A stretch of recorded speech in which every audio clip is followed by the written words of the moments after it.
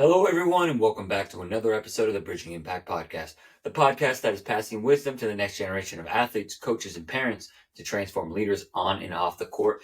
And in today's edition of Coach's Corner, which is our Friday edition of the Bridging Impact Podcast, I, Coach Furtado, talk about what I am seeing in the youth sports world, the questions I'm getting asked by parents and coaches and athletes. And so let's dive right into this topic. It's a fun one. Everyone talks about it, everyone knows about it, and it's probably the worst part of youth sports. Parents. How do we deal with parents? And it's kind of an interesting subject, right? Because I want to invite parents into the Bridging Impact basketball experience. I think parents are an integral part of it's the most important. Like, parents are more important than coaches when it comes to sports experiences. I do think coaches play a big role as well, but number one would be the parents.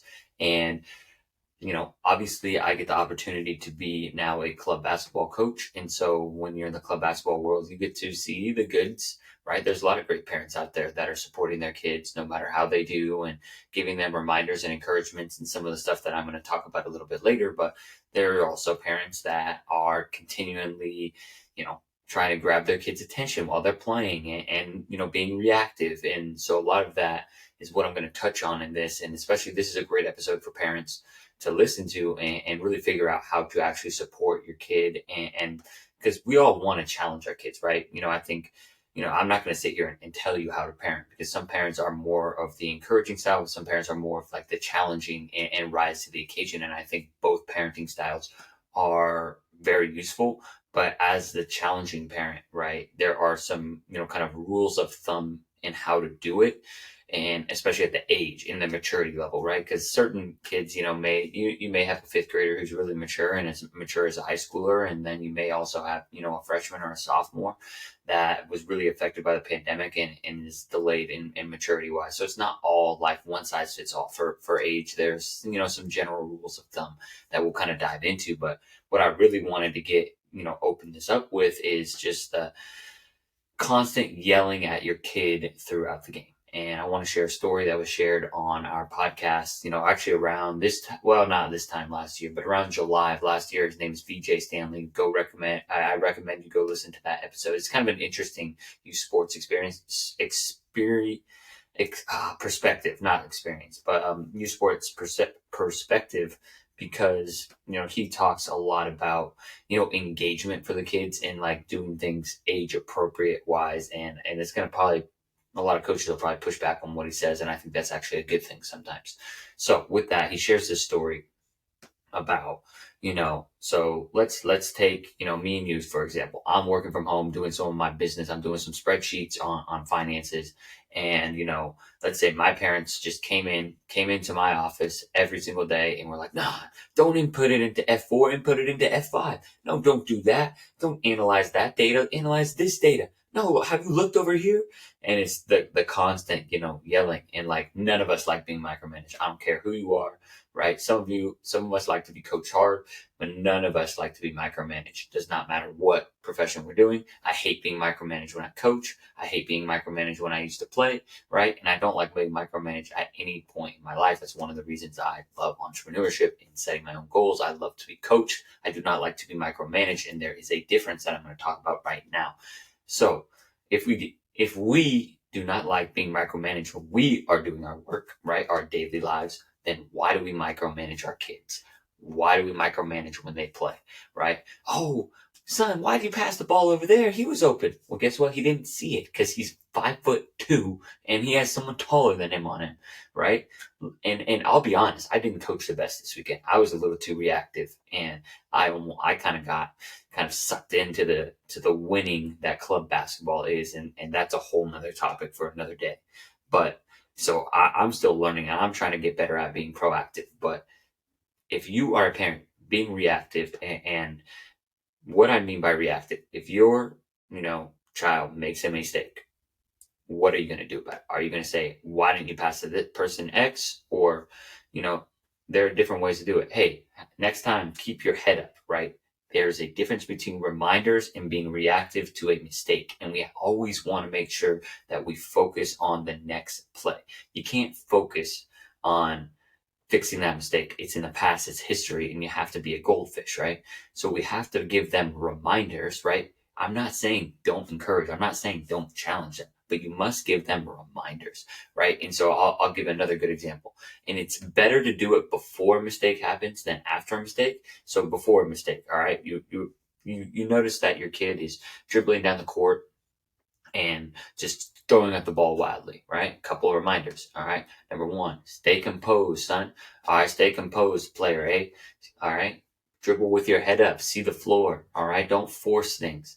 And just know that, especially for my younger guys, right? 10U is going to take time. It's a learning adjustment, and that, some of the things that you can work on when you're working on, with them on your own, or, talking about practice, hey, what did coach say? And this is a big one. This is a big one as a coach. And, are you saying things that separate what the coach is saying from what you're saying? What I mean by that. So, let's say your son is a point guard, your daughter is a point guard, and the coach wants them to come down and facilitate. Well, guess what? Are you coming down? Are you telling them, hey, put your head down and drive to the basket, right?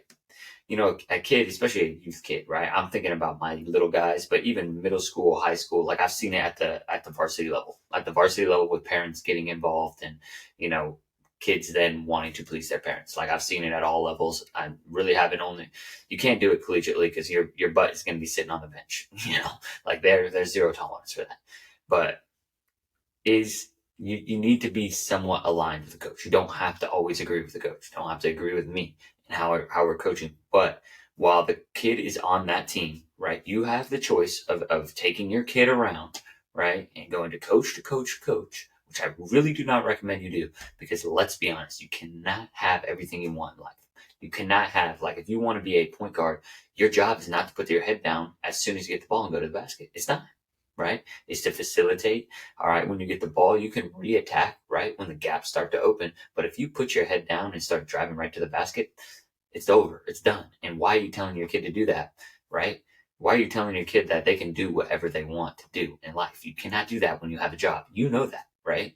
So that is one of the most frustrating things as a coach. And so you have to align yourself with a coach somewhat, right? If you want your kid to attack the basket, understand, hey, all right, make sure you do what coach wants you to do, swing the ball around, but when you get it and you find a gap, then you can attack, right? A little bit of both. And so just understanding that it's so much more. And you have to understand that when a coach is coaching a game, he is not coaching your kid, he is coaching the team. And I think that's one of the biggest things that I haven't experienced yet, but I see with other coaches. I see, like, hey, get my player in, hey, player A doesn't like when you do that, like a coach's job, he's doing his best. She's doing their best. And that's it at the end of the day. So we got reminders and encouragement. Just encourage them, support them at the end of each game, right? The car ride home. Are you supporting them or are you berating them? Like it may not be the best idea to talk about some of the mistakes. Talk about it the next day. Make a note of it next time when you're taking them to school. Hey, what did you see, right? Ask them questions. Don't always be telling them, because sometimes, if you're always telling them the answers, you're not empowering them to have the skills to eventually make those decisions and reads and skills in the game, right? You're not playing the game. We're done. I'm done. I play pickup basketball. That's it, right? I get to coach. That's my role now. And I need to do a better job of asking, hey, what can we see? And again, I'm always trying to challenge myself and be a better coach. I was not proud of how I coached last weekend. I was not. I didn't adequately prepare the team. It wasn't there. So I have to go back to the drawing board, prepare them better in practice, prepare them better before games. All right. And just understand that it's going to be a learning curve. And I think that's the other thing, is you can't have this expectation of winning every single game. And that's the problem with club sports, is when you're investing so much money, right? What you have to start asking, why are you investing that money? Is it to win in fourth grade, or is it to develop your kid to become a better middle school and high school player when they grow, right? Youth sports are all about development. It's not about winning. It's not about winning. In the culture of club basketball, it's about winning. There's no ifs, ands, or buts about it. There's no way around it. Like, I feel it. I feel the culture, right? You don't want to get your butt kicked, like that's just what it is.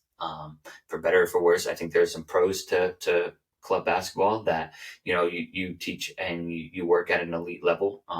But I do think unfortunately weeds out kids who are slower to develop in the game of basketball that may, succeed later on, that are late bloomers, but get discouraged early. So that's the one thing. Like if they're getting their butt kicked, please continue to encourage them to keep playing. Don't, be like, hey, quit now. Like there's a percentage that a lot of kids, end up quitting by the age of 11 and even higher at the age of 13 because of the pressure. We should not be putting our kids in the pressure cooker at a young age. It should still continue to be fun. And again, I'm not saying don't challenge them, especially for those that are more advanced and love the game. You need to challenge them. And there's got to be a balance. It's an art to it. There's an art to parenting. There's an art to coaching. And I'm not a parent. So at the end of the day, I don't know what it's like. I really don't. This is just sharing a third party perspective, hopefully some little bit of tidbits, and you can probably push back a little bit because, I'm not a parent. And, I'm always open to listening to new perspectives. But the one thing I do know as a coach, right, is an art of coaching. And the art of coaching is finding the fine line between challenging and encouraging, because I'm going to leave you off with this. What you celebrate gets rewarded. So if you celebrate, always, shooting 10 to 12 games and 10 to 12 shots per game and they're not good shots, well, guess what? Your kid's going to keep taking bad shots. But guess what? Your kid, once they're in middle school and high school, they're going to be sitting on the bench. And there's no ifs, ands, or buts about it, because shot selection and being a good team player is an important part of the game. So without further ado, that's the end of this episode. Please reach out to me and let me know your thoughts on this episode. I know it's probably a little bit more of a controversial one, and I'm really excited to open up some dialogue, because at the end of the day, parents are the most important people when it comes to sports. And I want to make sure that all of our kids are supported in the best way possible. And for me as a coach, I'm always learning, trying to develop my skills and ability to lead young men, young women to become great athletes, but honestly, I want them to be great leaders on and off the court. Sports is a vehicle to transform people's lives. So let's continue to do that. Please share this podcast with a friend. If you got something out of it, go leave a review on Apple Podcasts or Spotify. That's how we grow. Got some really good, fun guests coming up in the pipeline, and we are growing this podcast, growing the business. And I'm really, really grateful for those of you that take the time out of your day to listen. I would love to have a conversation with you all, whether it's via DM or we get on a phone call, however you want to do it. All right, Coach Furtado out. I will see you all next week.